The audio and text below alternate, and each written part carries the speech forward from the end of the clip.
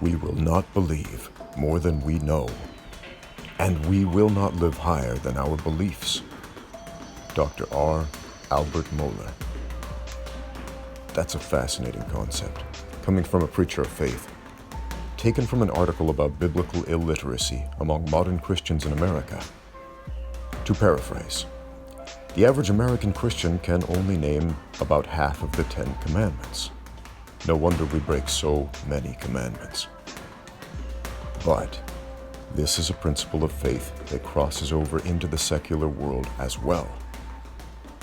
I often find myself teaching new students proven, time-tested fighting techniques, but they doubt the techniques work in real fights. They do not believe because 1, they had never known what it was like to be in a fight, and 2, they did not know the technique, and 3, they did not know how to apply the technique to real fighting.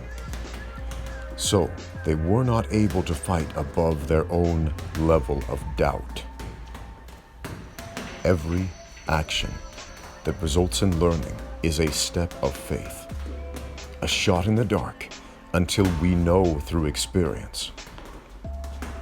Many of my students believe what I teach about technique right away, without questioning, because they know I already have real-world experience applying what I teach. So they don't doubt the technique. They exercise faith by learning it and testing it, and then they know it too. But if you don't believe your teacher because you don't know if he's legitimate, then no learning will take place.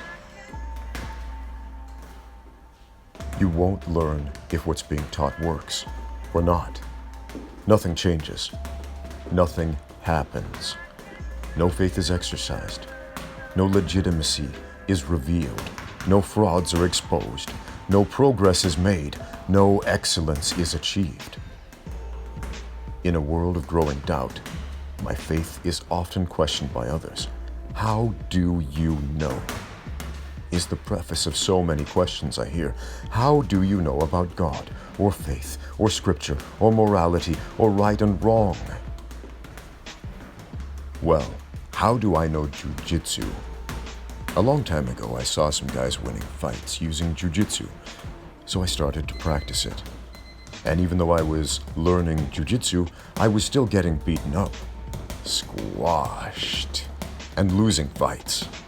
But I exercised faith, and I kept going, because I knew what the end game was. And eventually, after years of trial and error, I figured out a few things.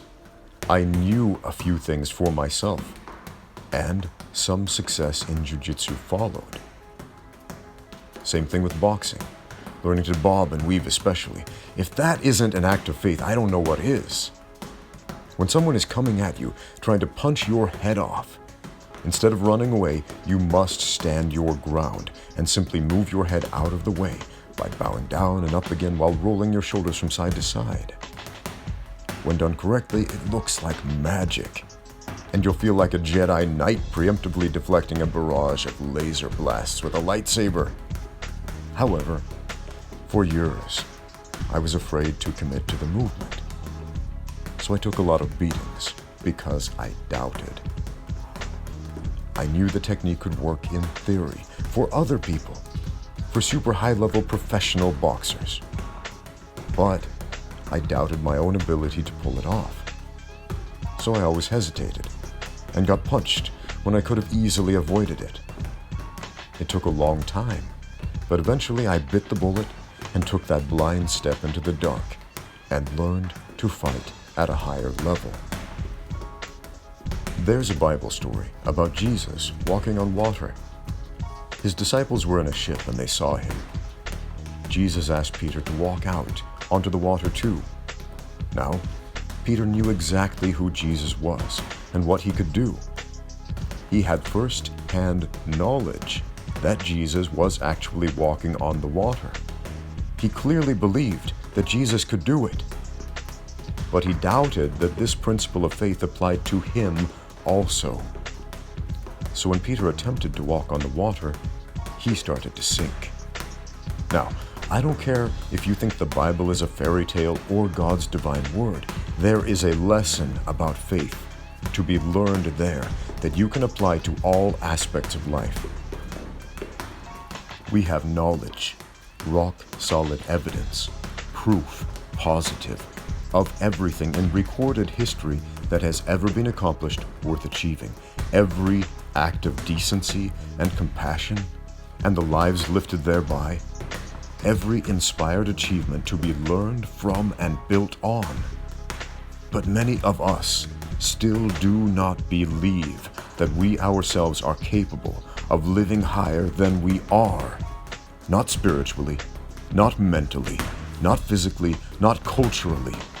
We know in theory that great things are possible, but more often than not pass the buck along as if that which is good were a burden too heavy to bear, as if the curse of mediocrity were lighter.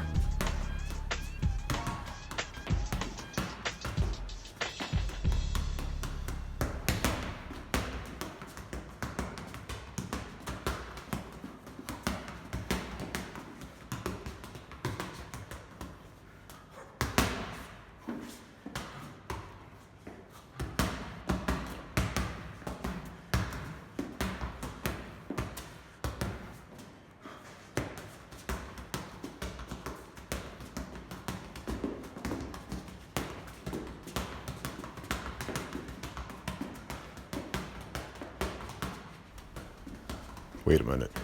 You're still watching this? Well, I appreciate it, but man, get out there and train. Seriously.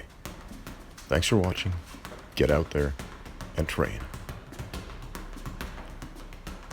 I mean it. Like, seriously. Get off the computer, get off your phone, and get out there and train.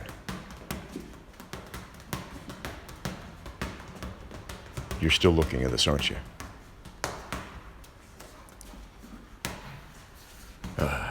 Well, as soon as you're done, seriously, get out there and train.